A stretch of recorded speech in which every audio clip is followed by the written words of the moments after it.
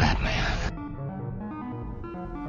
Good luck, Harry Potter.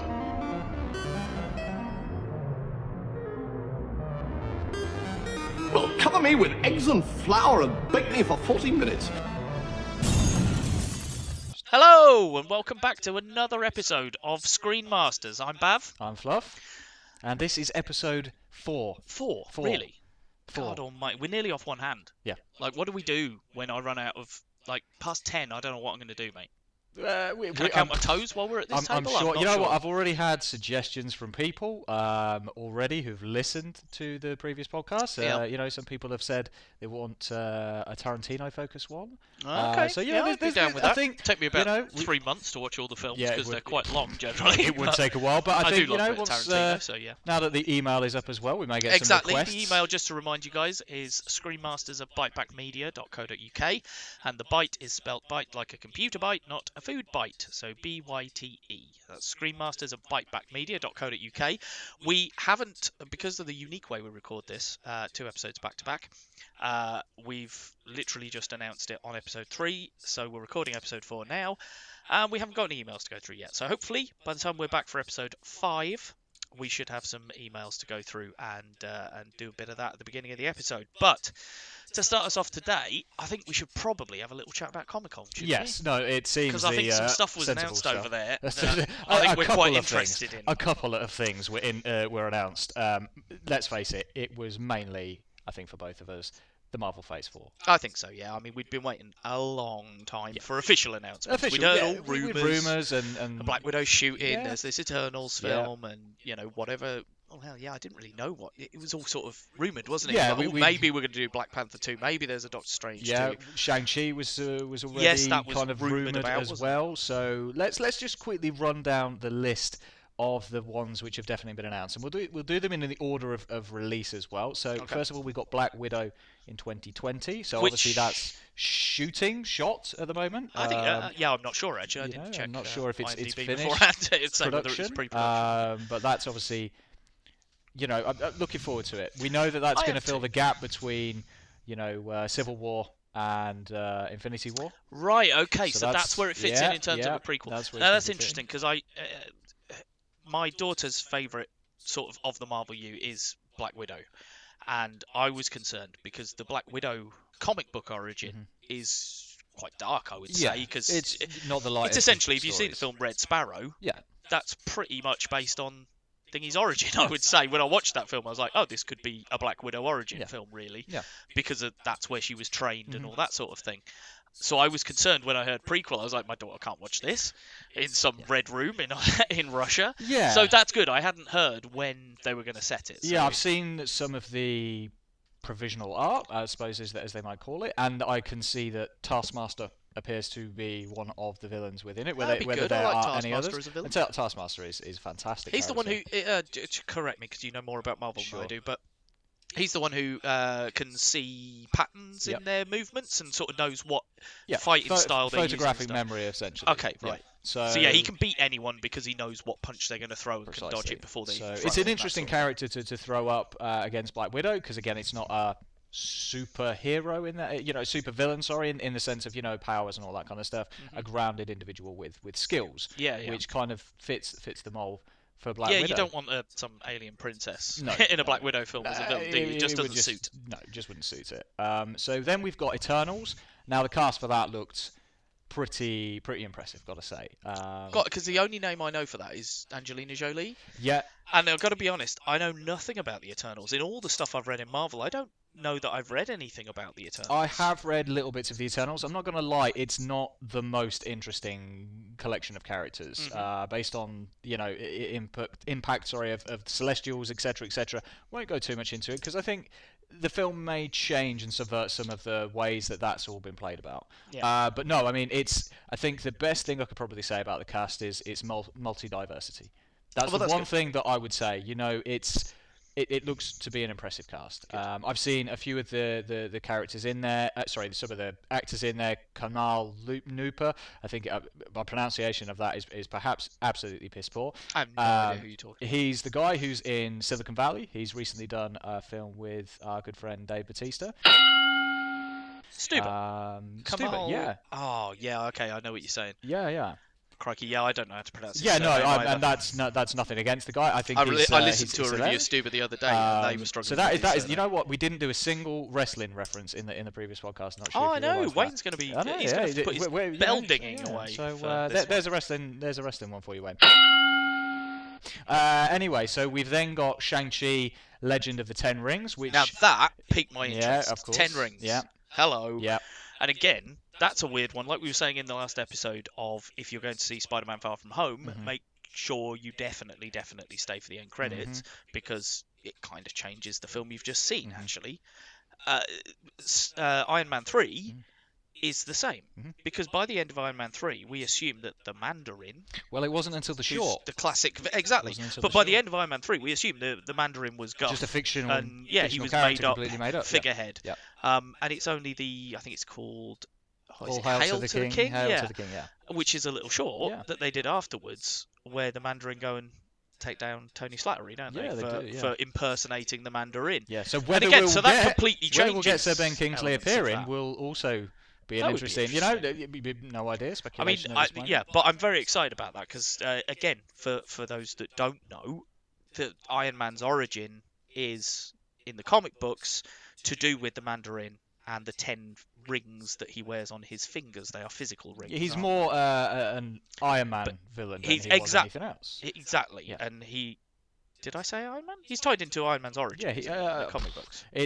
Well, I'd have to go back and read a lot of Iron Man. I'm not going to lie. I thought he was tied into him. I know he's a huge influence of Iron Man comic books.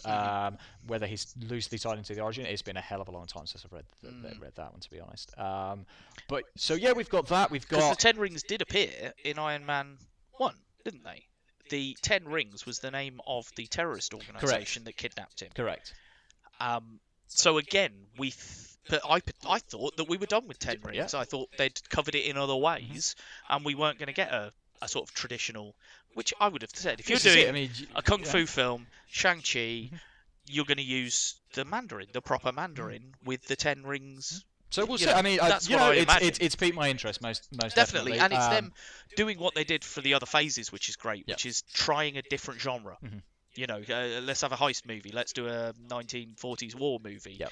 Let's do a spy espionage thriller. You know, and they've tried all these little bits and pieces to do it. So yeah, kung fu film. Why not? Yep. So the next is going to be Doctor Strange and the Multiverse of Madness. Now, this one obviously has massively piqued my interest more because I think it will play. I know for a fact we'll touch on it in a little while when we get through to the TV stuff. I know that the WandaVision stuff and that Elizabeth Olsen is going to be in this film from what I have read. So there does appear to be a connection between WandaVision and this new Doctor Strange film. So we will see how that goes. Now, obviously, that leads me to consider the possibility that Marvel's House of M, for those who don't know, was a huge event a few years back, which was primarily about the X-Men. So whether we're going to get that, because it was very much fronted by Scarlet Witch and the X-Men. Interesting. So whether that plays in, I've no idea. But it's a multiverse of madness. Absolutely, and it's an interesting thought.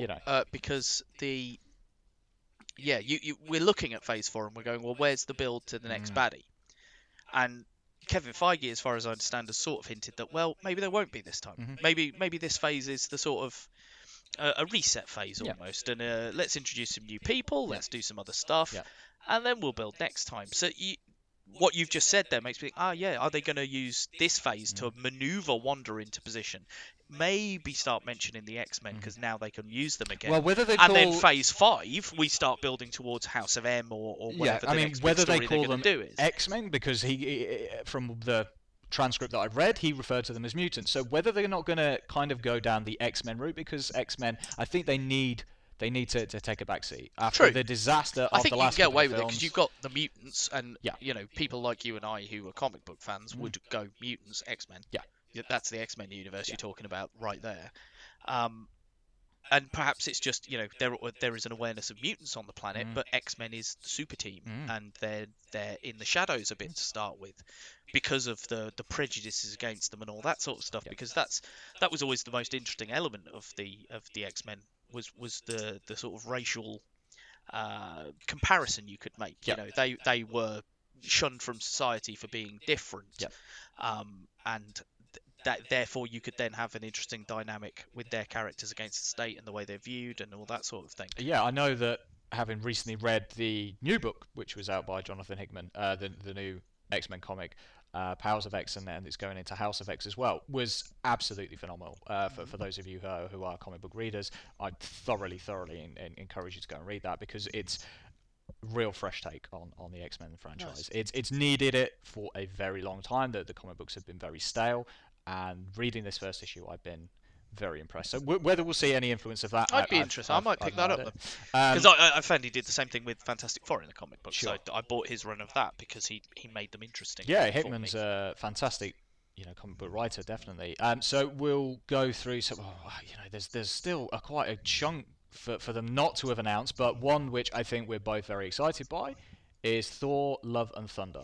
Not only have we got Thor returning, we've got Taika Waititi again. Taika Waititi. Yeah, there you go. Your pronunciation better than mine. Not only is he returning with Chris Hemsworth and Tessa Thompson, but we've also got the returning Natalie Portman.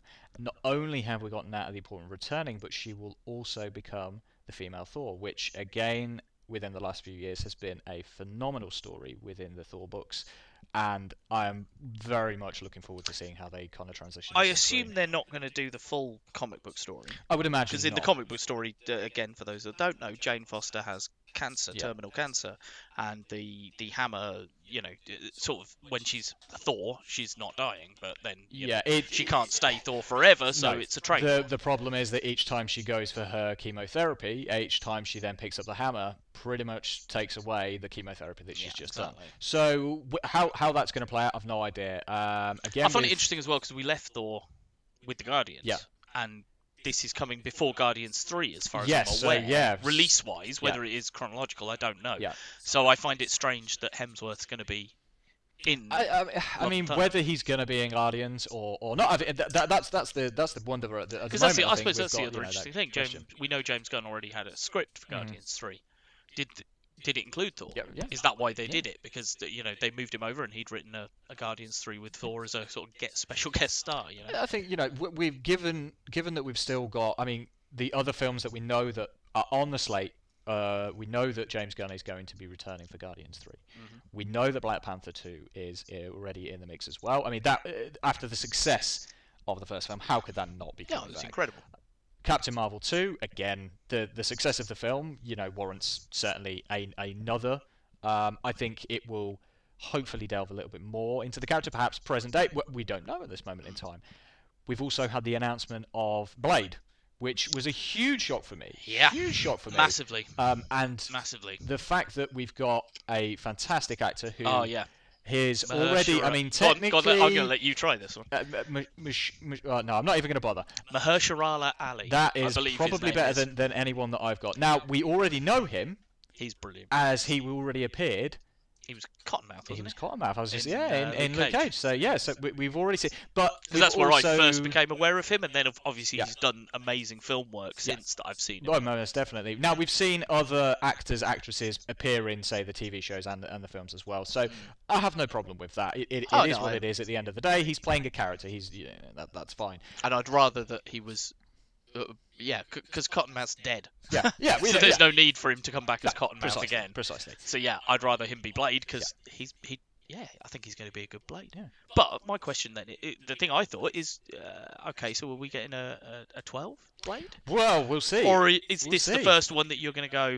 Yeah, let's look at Deadpool. Let's look at Logan. Let's up the ante a little bit because obviously the first two Blades were 18s, and then I think the third one was a 15. Yeah. Oh God, that was awful. Yeah, we're not going to talk about that one. Triple H, not your finest hour, mate. Not your finest hour. There you go, wrestling reference. Ding ding. Just had to throw that in there. So like I say, we know that the X-Men properties and the Fantastic Four properties are back with Marvel as well. So we know that the mutants and we know that the Fantastic Four will inevitably make their way back to the MCU. How that plays about, again, whether that is included within the multiverse of madness, who's to say? There's so many possibilities for future stories. I'll say the word Secret Invasion, but say no more on that. For those of you who don't know too much, please do encourage you to go and read that. That would be my obvious thought as to where we're going next, but I wonder whether it's too obvious now. Yeah, because they know it's a story there, but they're aware that exactly comic book fans are watching these films. So I wonder whether they've sort of gone, well, look who these guys are. If you know your stuff, you know where we're going. But I just think that they're throwing that out there so that you'll believe that, and then they'll misdirect and go somewhere else. Yeah. So one other one that I'm suspecting we could be building up to, excuse my throat there, we might be building up to, could be Annihilation as well. The only reason I say that is because I think that we've got some of the Guardians. I think will perhaps have an possible introduction of Nova. Possibly in there. I'd like to see that. And I think that is again a huge story. Now, again, the reason I bring up Annihilation is because there again brings in Annihilus, and who's a Fantastic Four villain. So spinning a lot of threads there. Spinning a lot of threads. The one I want to see the most out of that lot, when you know that Fantastic Four and X-Men is back, I want to see Doom. A proper Doom. Give me a good Doom. Yeah. Like, you've had 2 goes at it, and they were both crap. I want to see proper Doom, And again, I think back to, I mean, it's probably not the Doom that most people would think of, but I love him in, was it Secret Wars? The recent one where they sort of split the world up into different sections. Yeah, and that stuff. was fantastic story. And he was sort of ruling the whole thing. I loved that because it did. His character was the manic dictator, but was also. There were parts of him that were doing things and trying to keep things in checks. It was checks and balances was why he was doing some things that would be bad. So it almost played him as a sympathetic character for a little bit there. I mean, the idea of... Don't get me wrong, he went full heel afterwards. Oh, yeah. But, for a little the bit idea there. of Doom, as a godlike figure was very, very interesting. And again, bringing in different parts of the Marvel history and different stories, reintroducing Old Man Logan and stuff like that was very, very interesting back when I was reading that. So it was a good spin-off. So that was a hell of a lot of announcements. I'm sure there were other announcements at Comic-Con, but that is the one that kind of just was there. Did DC bother to announce anything? Not as far as I'm aware. I mean, the DC movie slate is looking pretty slim these days. Well, apart from the animations. Well, yes. Yeah, keep the animations coming, which is good because they're generally very good. But anyway, so we will now dovetail from those announcements into our topic for this episode. Now, this was my selection this time, so I have gone with comic book adaptations, the next big hit, and what we're looking forward to the most. Okay. Now, as we've kind of covered the Marvel stuff, we might as well go straight into that. I think stuff. so, yeah. Because so you mentioned WandaVision, so I'm aware that this is that this has been announced. I don't know a huge amount about the MCU TV stuff. Not a lot has really been announced about most of the MCU stuff. But Vision's dead. Precisely. This is the big question. At the moment, we've got a lot of unanswered questions. We don't necessarily know the status of how this is going to play out. Now, again, Wanda in the comic books controls reality and probabilities and things like that. So having that and the fact that Multiverse of Madness, apparently she's going to dovetail into that. All I know is that this is going to lead into that. That's the summary that I've read so far. So do you think WandaVision spins out of Doctor Strange, or do you think WandaVision dovetails into? I think WandaVision dovetails into Doctor Strange because from what I've looked at, I think the release dates, I think WandaVision will be out before Doctor Strange. I find that interesting because they've never up to this point properly tied the TV shows to the movies. No. But and there's been a couple of guest appearances on Agents of S.H.I.E.L.D. In the Netflix stuff, I think we got references to the heroes and what happened in New York and that sort of stuff.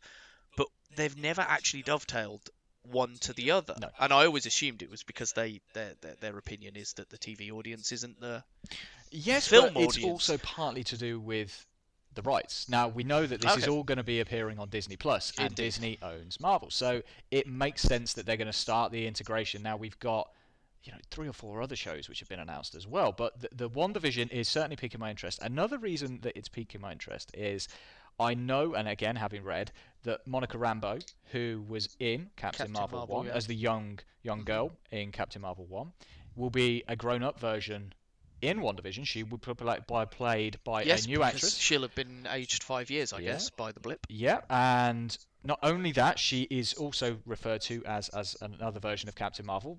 Through the history, Carol Danvers has gone by many acronyms.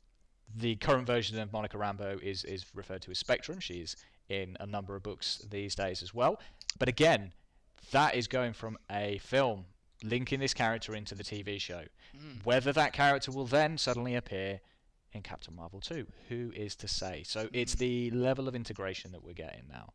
Yeah, I find that really interesting, and it's because it's a problem in itself, and could be a glorious thing to people like you and I who are comic book readers. You become accustomed to the dovetailing of a particular comic you're reading into a larger arc that affects the universe as a whole, and then coming back out the other side of that into your own story.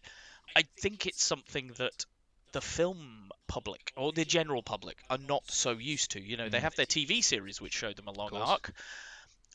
I suppose you could argue that the MCU has now changed that opinion, because it is essentially a 23 film, whatever it is, long story, particularly leading up to Endgame anyway. You could argue that everything leads to that.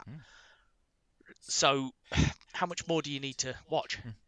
Because if I don't watch WandaVision, am I not going to understand Doctor Strange? That's the ultimate question. That's the problem I feel you're creating. So you've got to dovetail it or tie it in a way that pays fan service, but at the same time doesn't detract from the standard viewer who isn't. Because I might not have Disney Plus, and it's only going to be on Disney Plus.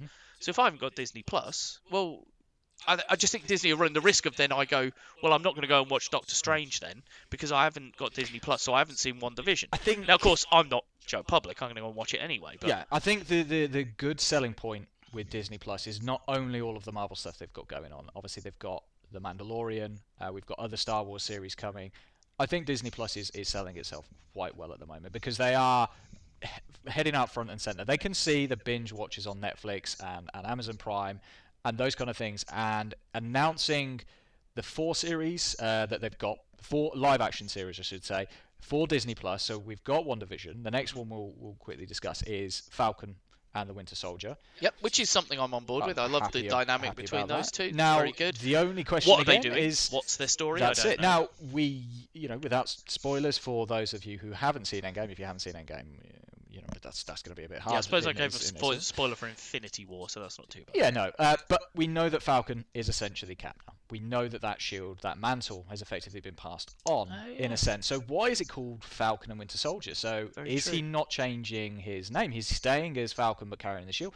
We don't know. These are the good questions that we will see. Is that not a demotion?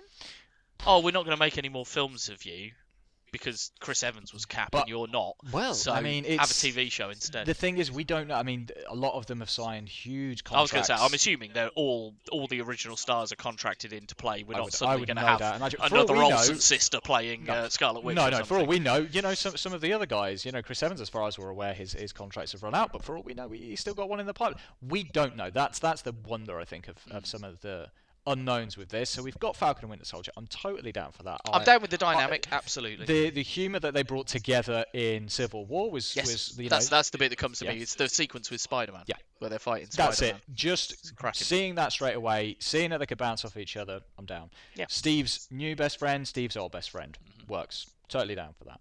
Yeah. We've also got a Loki series. Now, this one, we've seen a few images and things like that. It looks like it's Loki travelling through time and I wondered whether it would be from the moment that he disappears. Yes, that seems to be all indications. Because I think that would be cool. Yeah. So we're not talking about the Loki who has gone on his redemption arc, has died at the beginning of Infinity War.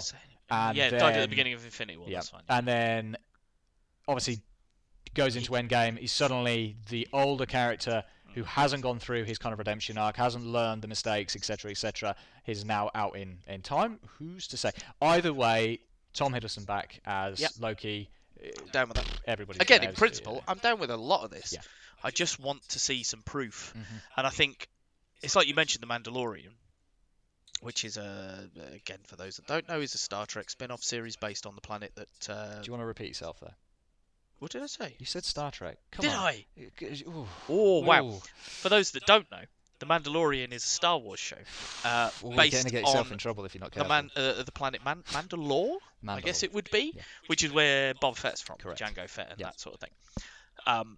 And like in theory, I'm on board with that, but I've been bitten so many times by Star Wars that I'm refusing to get excited until I actually see something Sure. that shows me that it's going to be good. You know, Yeah, I know Pedro I'm Pascal's in willing there, to and give he looks. the MCU a bit more leash because they haven't let me down so far. Not even Iron Fist maybe, but I don't consider that proper. Yeah, we'll Anyway, skip over that. carry on. What's the fourth? So the fourth one is Hawkeye.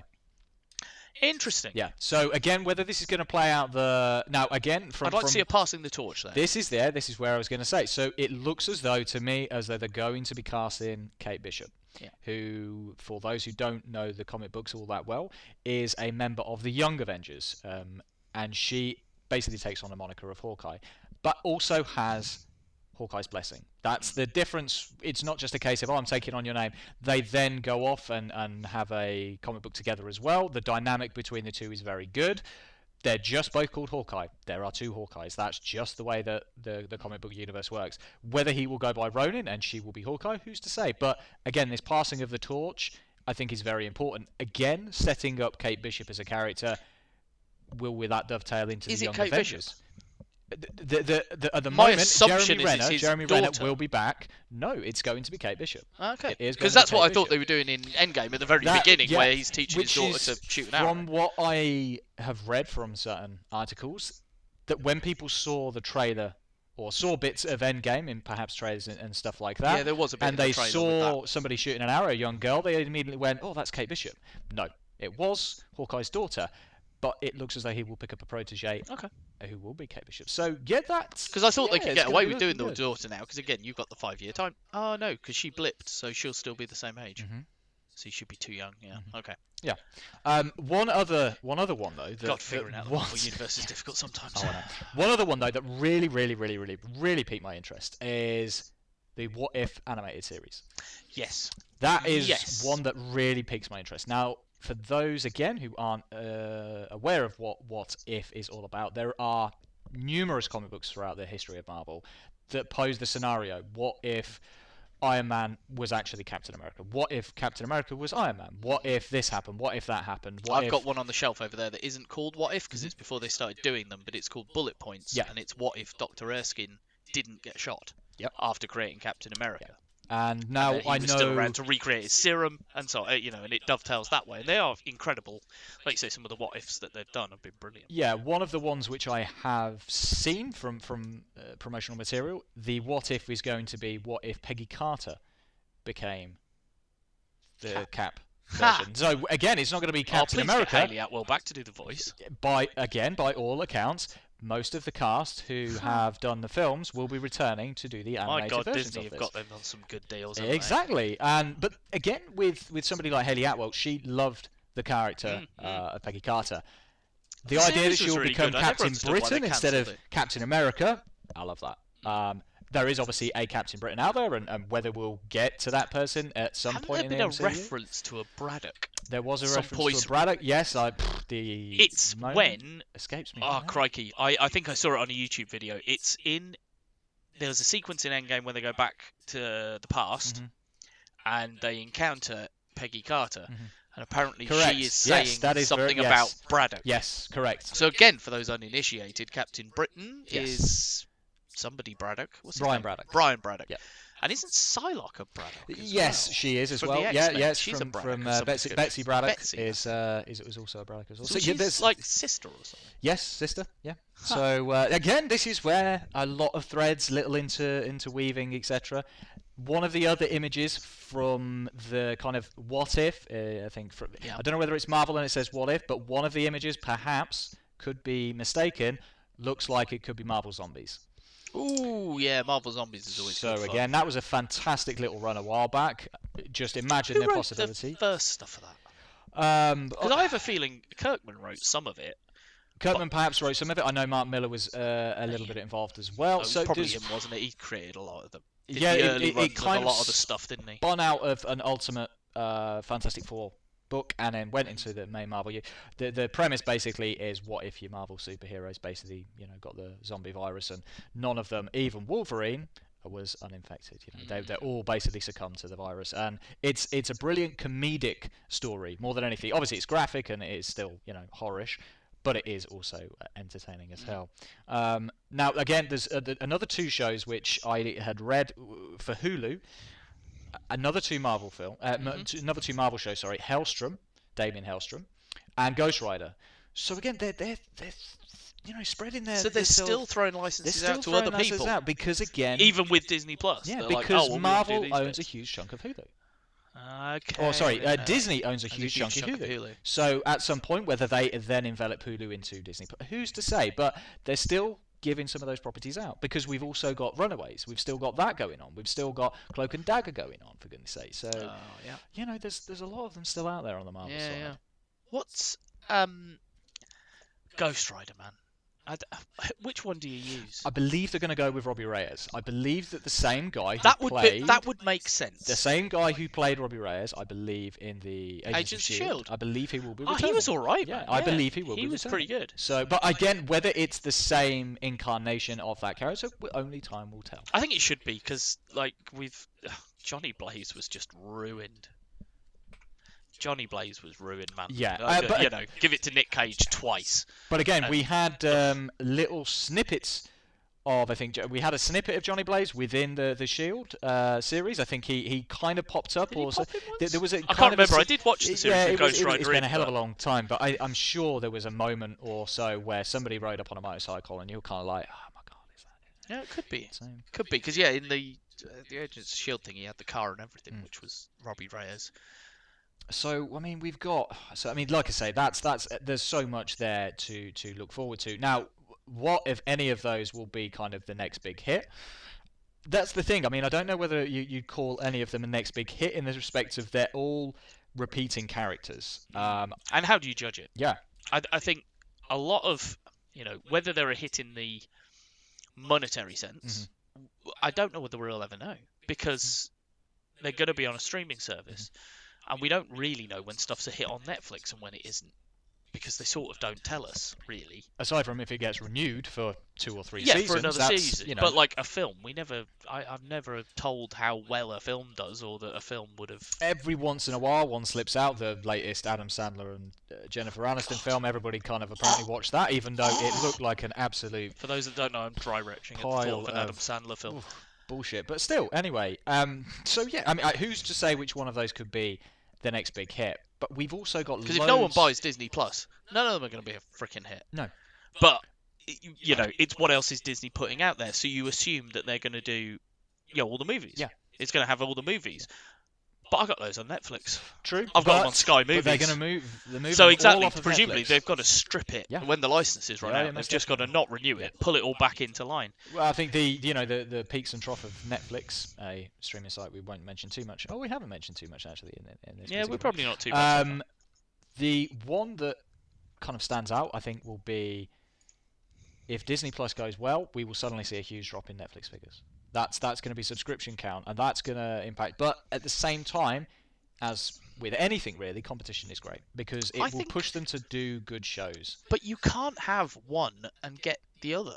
If you see, what I mean by that is, I wouldn't buy Disney Plus and cancel Netflix because Netflix has stuff that Disney doesn't, and Disney's just got Disney. Well, all right, just Disney encompasses what? Fox, LucasArts, Marvel, whatever you want, tons of stuff, but I wouldn't have one and not the other. I think we're reaching a point where it's going to be interesting to see whether people do choose, I'm going to have this service and not that service. Whether people pick and choose, so a new series comes out, gets released in its entirety, people take a free month, watch the show, let it lapse, go back to another service. I just don't know whether people can afford to buy all of these services. No, I mean, I certainly don't. That will need to be retained on a monthly basis. Netflix at the moment. I snuck on somebody's Amazon to watch The Boys, which we'll get to shortly, very very shortly. We will get to The Boys shortly. But we've got loads of stuff currently finishing at the moment. So I'm just going to quickly run through these because they're not big hits, but you got your Preacher finishing. Now, that's not been the best of shows, not going to lie. I started with that. But... It got a bit tough for me. The first series was okay, kind of slid very much in the second one. The third one picked up. The fact that they're finishing on our fourth, I'm kind of glad, because I just kind of want that to be done. Arrow, again, another show that I don't watch, but again, that's finishing. So the reason I'm talking about these is because there is going to be a void of some shows. All of the Netflix Marvel shows have been canned. Every single one of them has been canned. We're not getting any new Netflix Marvel shows, but we're getting so many on Disney Plus that's going to fill that void. But we have to wait until 2020 before any of those pops up. So we've still got a little bit of a way to go. We've got a slight void in the crap DC TV show. Well, I mean... we've still got Titans. Well, I was just going to say, so we've got the renewed shows. So we've got Titans and Doom Patrol, which have both been recently renewed. Have you watched any of them? I have not. My brother was trying to sell me on Titans the other day, and I'm sorry, it was the first trailer that put me off. It's where Robin jumps down and goes, "Fuck Batman." Yeah. I was like, "What? No, Robin doesn't do that." Yeah, no, I completely What kind of agree. version of Robin are you looking at? Completely agree. Like, the only Robin I can ever think of who would say something like that would be Damian Wayne. Or perhaps Jason Todd when he was... Oh, maybe Jason Todd before, Yeah, because he was a dick, and he must have been a dick, because everyone voted to have him killed. Yeah, so. Very true. So we've got another show which has been renewed. I did really enjoy... Well, I enjoyed the majority of this on a particular streaming site, which was Umbrella Academy. Don't know whether you've got round to... No, I haven't watched any of that. I mean, loads of people have been saying that they really enjoyed it. I know several people that really did as well. The only thing that took it away from me, and a lot of people really liked her, was Ellen Page. I really didn't like her character or her acting in it. I find her a bit hit and miss. Really didn't enjoy her. Everybody else was fantastic. I enjoyed the rest of it, but her character art really bored the crap out of me. Not gonna lie. But again, it's been renewed, so we've got still a continuation. Now The Boys, so we'll touch on The Boys now, has already been renewed. This first series has literally just dropped, and that has already been renewed for a second season. Now I have buzzed through that in less than 2 days. That kind of gives you some indication. Now I do bulk watch in a lot of cases. I do kind of binge watch, but from time to time there will come a show where it will suddenly go beyond the goodness that I was expecting. Now, I have read the graphic novel, and I've read the entirety of the graphic novel, and that's quite a feat in itself, because it is quite long. Good old Garth Ennis has put a... Oh, what, The Boys? Yeah, The Boys. It completely... How many did it run for? Was it 9 or 10 graphic novels? Because we read the graphic novel. It was more than that, I'm sure. Was it? Yeah. The thing with The Boys was that when you were reading it, you were always aware that it was going to be pretty vicious and violent and graphic and sexual orientated. It was one of those graphic novels where I could not read that at work. Hell no. You want someone looking over your shoulder. I took one in once, and I sat there. I was like, if anybody looks over my shoulder while I'm reading this, they are going to wonder what the fuck I am reading. It is graphic as shit. Now, I have the same problem with Gantz, by the way. Yeah. I can't read Gantz anywhere public, because on the back cover is usually a scantily clad Japanese lady. Yeah. Which is not what the content of the comic book is, but that's what they decide to put on the covers so that you can't read it in a public place. Yeah. Now, I know that you've got a list there of, if you want to read it out, of all of the things on the first episode that appears on the title card right at the first episode. As you say, we've read the comics. A good friend of ours collected them all. Well, we probably helped him, didn't we, over birthdays and Christmases. And we all read them and loved them. But yeah, I knew I was in the right place with this show when the first episode... Because I think back to Game of Thrones, right? I always knew you were in for a good episode of Game of Thrones when it said at the beginning there's going to be graphic violence, nudity, and offensive language. You were like, yes! I knew you'd say nudity. Cracking. We're in for a good one. You cannot tell me that seeing Emilia Clarke naked is not a positive thing. No comment. And you're the one without a girlfriend. I really should have said that one. Brutal! Well, no, it's just that she does listen to these, so I'll probably get told off for that. Oh, okay. But it'll take about 6 weeks before I get told off, I guess. That's fine. Give him a good slap for me. But yeah, the title card comes up for this. And it says, it's an 18 rated anyway, TVMA. So it contains adult content, graphic language, graphic violence, nudity, strong sexual content, and rape. Now, the last one is always a bit touch and go. Wow. But I have never seen a title card with so many goddamn warnings on it. But at the same time, it kind of put me at ease, because I thought, well, if it includes all that stuff, then it's going to be true to the Boys comic.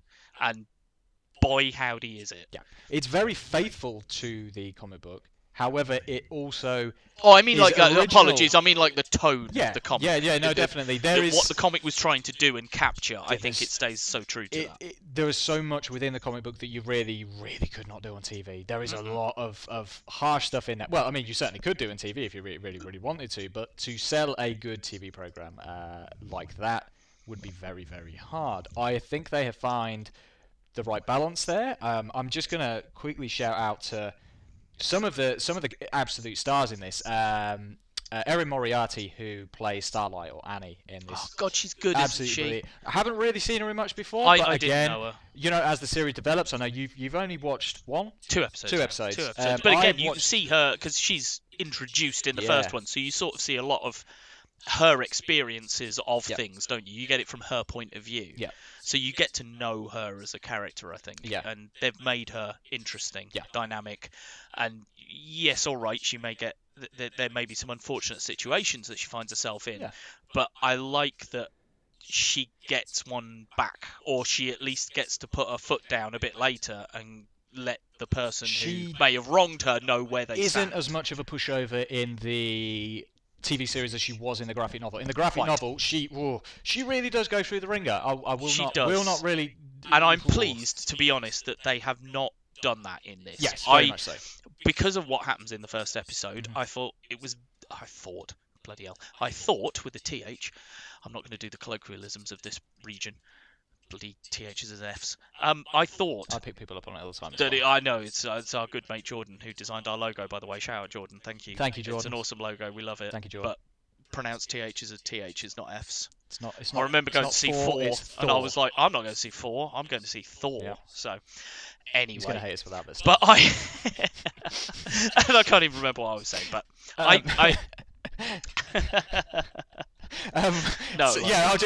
divert that. Other shout-outs I'm going to quickly go through. Carl Urban as Butcher, brilliant. The guy knocks it out of the park. His British accent is really good as well. He does a good British accent. I'll give him, and that's something I noted down is fair play to the writing staff.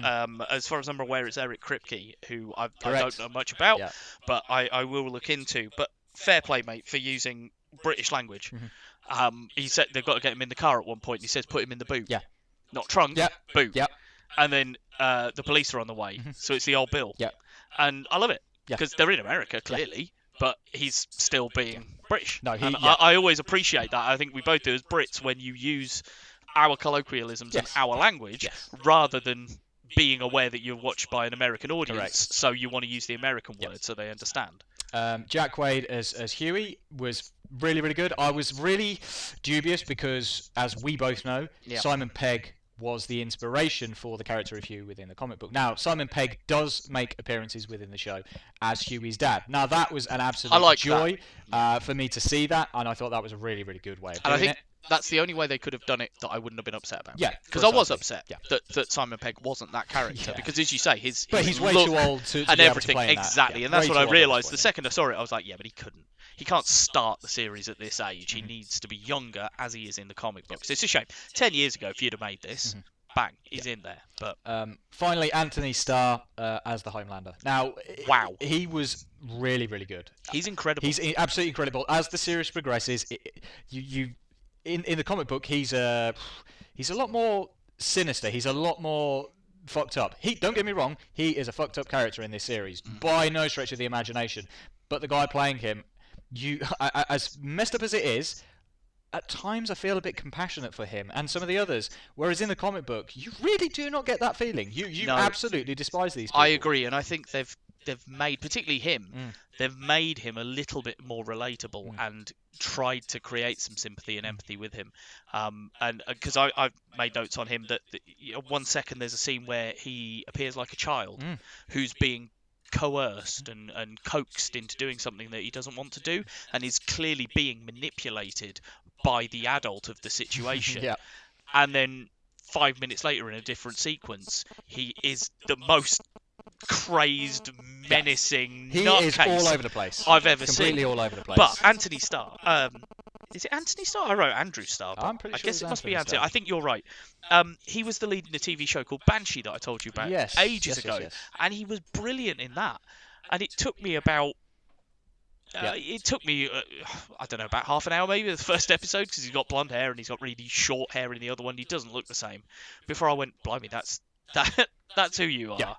But I think that character is incredible. So I would, for anybody who hasn't got your Amazon, go out there and certainly yes, steal it off of somebody for a month. Having said that, do bear in mind the warnings. Yeah, very much so. If you are squeamish, if you are then, easily upset by touchy subject matter, don't. Yeah. Because it is an irreverent look at superheroes. Yeah. I think it is what superheroes would do if they didn't think they were being watched. Yeah, I think what superhero excess looks like. I think it's one that we will perhaps come back to a future podcast on, because I think once you've seen the full series, as I have, there is a lot there to digest. Comparing it to all of the superhero stuff that we've seen, so we'll definitely need to digest that and then come back to that a future podcast. I feel again, if you're going to email in, please let us know whether you would agree. Indeed, what did you think? What was your how did you feel the only thing that I will say that I didn't like about The Boys, and now this is just a little tiny nitpick,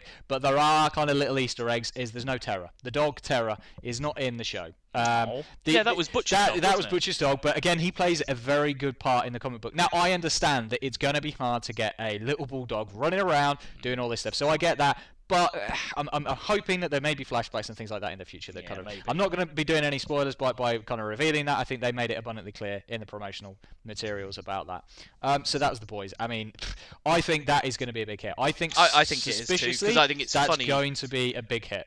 It's really funny at times as well. There's a bit when they're in the car and essentially Huey isn't sure he wants to get into this, is he? And the Butcher gives him the Matrix speech about the pills. Red pill, blue halfway pill. through, he's like, "Shit, which pill was it?" Yeah, or you could take the blue pill. Was it the blue pill or was it the red pill? Doesn't matter. Take the pill. Sure. Doesn't matter. Just get in there. Do what you got to do. And it's so funny. Yes. So I mean, I'm afraid, mate, what they've done is stuck a load of plastique up your bum. Yeah. Don't say too much. Don't say too much. I'm not saying anything. That's.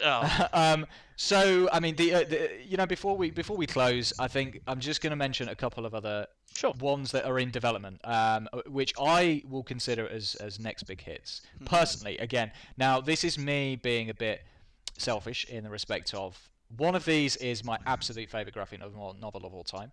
Another one is by Brian K. Vaughan as well, which is called Paper Girls. Now, I had a little bit of read into this one. It's recently gone into development, and it's a time travel story about kind of past and future, basically warring factions, and basically question of whether the past could and should be changed. And it's a female-led one about some girls who are paper girls, basically. Okay. I have not read the graphic novel. Knowing that it's in development and knowing that it's a Brian K. Vaughan one that I have not got around to reading makes me want to read it. So I will hopefully give that. So I think that will be, again, a female-driven one, which may be a silent hit. I know that Invincible, Kirkman one, is going to be an animated series from what I read. That actually makes me feel really good. Because the gore and the utter violence that is in that could never come out on How are you going to do the Viltrumite War, for example? Exactly. Viltrumite? I can't remember. Viltrumite. I don't know. It's on the shelf. Let me have a look. I'll pull stuff over the that's table. Fine. You just knock all that stuff out. Viltrumite So for those who don't know, obviously Viltrumite. Robert Kirkman, who did The Walking Dead, did another series called Invincible, basically about a guy who finds out he knows his father is like one of the world's greatest superheroes. It's a fantastic story. Bloody, gory, absolutely fantastic. It has finished its run, so that's one of those ones that had actually finished. So I encourage you to read it because it's fantastic. But the last one I'm going to mention, I really think this will be a huge, huge hit, especially in today's age. Yes. Massively, especially in today's age, is Why the Last Man, the best graphic novel series I have ever read myself. I read that at least once a year, possibly twice a year if I get the chance. The premise of that is a guy called Yorick Brown is the last surviving male on the planet Earth. And like you say, which makes it particularly interesting in the modern day, because it will be pretty much an entirely female cast. Yes, I'm sure there'll be flashbacks and the like as well to fill in those gaps, but having read it, I still get teary when I get to the final volume, because there is a particular section at the final. I'm not going to reveal any of that because that would be a massive spoiler for the TV show. True. And if you want to read Even though the comic book's been finished for what? For 10 years, maybe? A very long time. Had the pleasure of meeting the artist Pia Guerrera in New York many, many years ago, and she was an absolute delight to speak with about the series as well. Mm-hmm. I really think, I mean, it's in development. I know there's been a bit of back and forth over the years. I know it was almost a film. I'm glad that it's going to be a TV series. I think TV series suits it a lot better. Justice. It needs to be a TV series. Because it's, what was it, 100 issues? 150? Something like that? It was a lot, was it? It was 10 graphic novels or something. Yeah, 10 graphic novels worth. Yeah, because I do remember reading that. And like you say, it's incredible.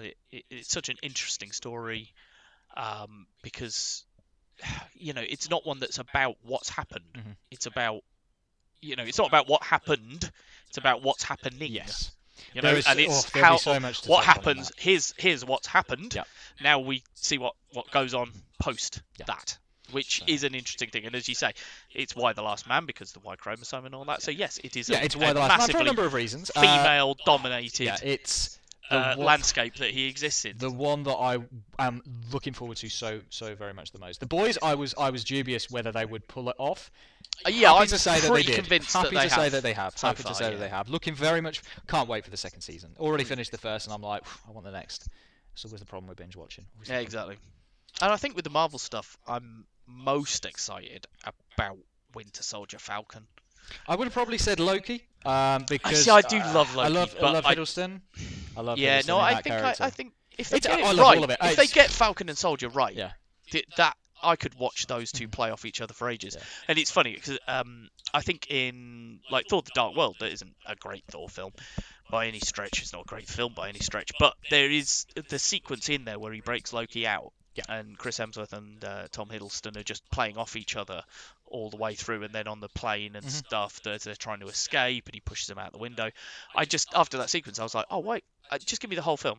Just give me those two for the whole film. So for me, the Loki one will be, who will we playing off? Because I could watch Loki, I could watch Tom Hiddleston on his own, but I like that character when he plays, bouncing off someone else because he's not like anyone else. So there's always something interesting, and there's a dynamic between him and another person. Yeah. So like I say, that's the next big hit list, and looking forward to the most. Again, please email us, let us know your thoughts. So again, it's screenmasters@bytebackmedia.co.uk. That's BYTE backmedia.co.uk. We will be setting up a Facebook page at some point.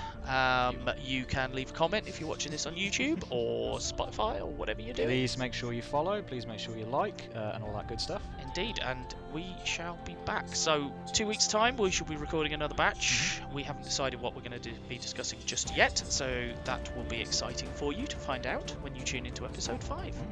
But for now, I've been Bav. I have been Fluff. And we have been Screen Masters.